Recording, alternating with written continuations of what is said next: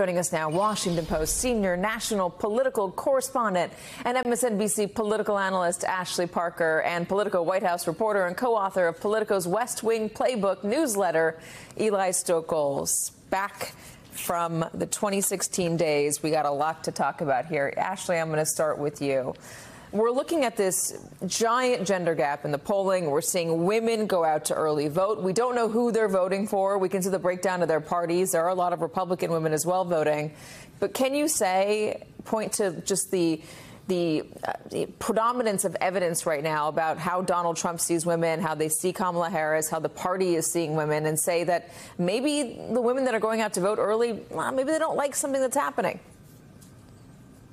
So there is a tremendous gender gap, and what we know is that not all women, but a lot of women don't like a lot of things about Donald Trump. They don't like his crudeness and his crassness and the way he acts. That's including women who may still vote for him. They'll say, I liked his policies, so I'm still considering voting for him, but I don't like how he sounds or really even who he is.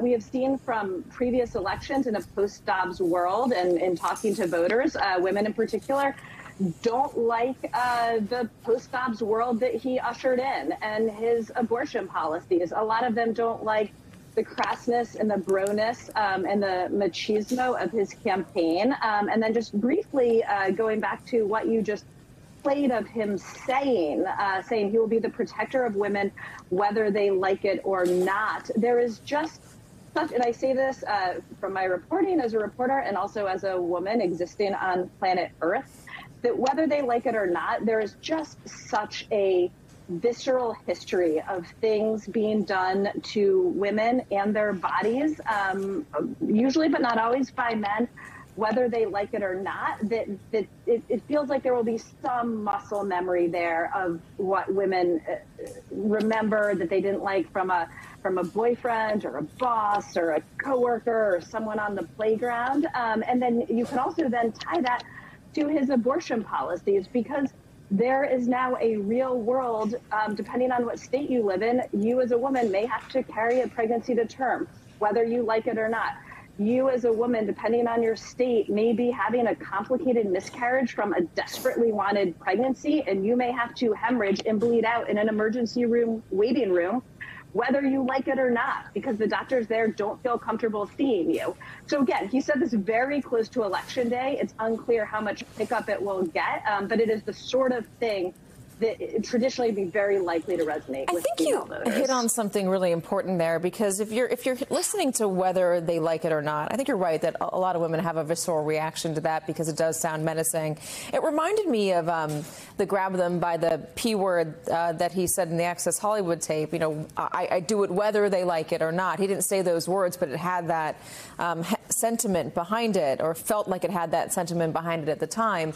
And at the time, a lot of women, and you know this, both of you, from being on the campaign trail, a lot of women just said it was locker room talk. It's just the way boys talk to each other. It's not a big deal. I wonder if now that's changed, Ashley, because of what you were just talking about, because there are real world implications to the whether they like it or not. Because Republicans, Donald Trump appointed a couple of Supreme Court justices, 3, who overturned Roe v. Wade after Republicans for decades had been saying they want to do it. And now they're seeing what happens when Roe v. Wade is no longer federally protected. What happens when male-dominated legislatures and states get control of health care, women's health care? And even though they put in, little asterisks that say, in the life of a woman, they see what happens when that law is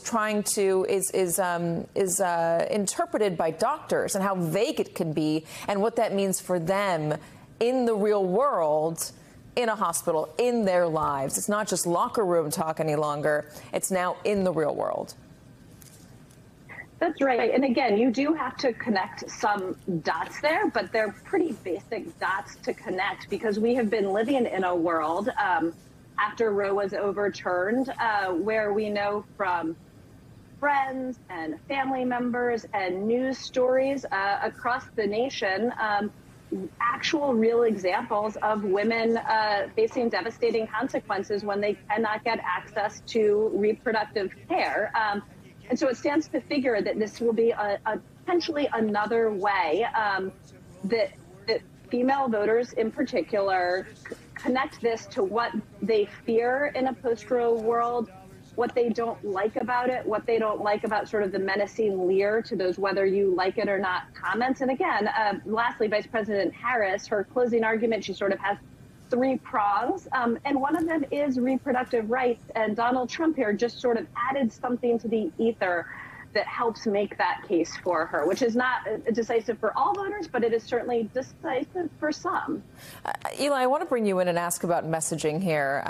So we're seeing this, what Donald Trump says at the rally. It's getting clipped, obviously. It's getting pushed online. But is it as broadly received as some of the other messaging that's been out there? And I've been very curious what swing state voters are seeing and hearing. I mean, obviously, we live in big cities. I'm seeing the national coverage. I'm watching what I see on the World Series, the kinds of ads that Donald Trump and Kamala Harris are putting out there. What are swing state voters seeing from Donald Trump? Can we say that whether they like it or not, that sort of those comments make it into the ether in Michigan and Arizona and Wisconsin, et cetera? Well, the Harris campaign is trying to make sure that voters do hear about those comments because of the point that you and Ashley just made about how viscerally they believe some women, perhaps some who are still on the fence, may react to them. But the broader point is a good one. And I was talking to some Harris and Biden folks yesterday about the president's garbage comment and whether that was going to register. And there was a broad consensus that swing voters are not watching us here on cable news. They are not sitting on Twitter every day. They are tuning out a lot of what we are talking about and what is dominating the conversation around this race. What they are getting is a lot of paid media. Trump's campaign has more paid media, and some Harris people believe more effective paid media than he's had in his prior two campaigns. That may be undercut by the things he says on the rally stage that divert from that closing argument, tying Harris to Biden, blaming her for everything people don't like right now, saying that he will fix it. So it's really hard to tell what is reaching voters, but there is a lot of paid media that is out there that has kind of gone uncovered in this race. Obviously, what the candidates say in the final days will generate headlines. It will register somewhere. And I think if you step back from all this and you're talking about what's galvanizing women, I mean, we have seen in every election after the Dobbs ruling, women have turned out in record numbers. Democrats have outperformed the polls. And those elections have not seen Donald Trump's name on the ballot. Now, Donald Trump is going to bring out voters, lower propensity voters for him that you don't generally see in a midterm or a statewide election about a ballot measure or something like that.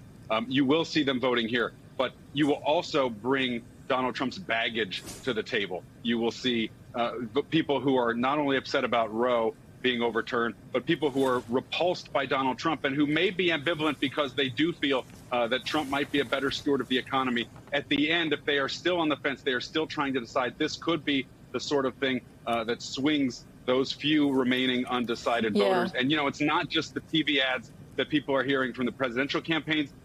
Almost every down ballot congressional and Senate race, those ads are largely focusing on abortion issues as well, because every Democrat running across the country recognizes the potency of that issue. Yeah, and the Trump team has long argued, and they still argue, that a woman's issue is going to be immigration, it's going to be safety, it's going to be the economy, and those issues are going to win out.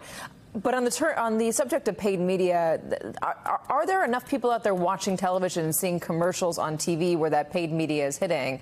Or is there paid media on social media? I mean, you're not getting paid media on Netflix. You're not getting commercials there. Where is the paid media hitting?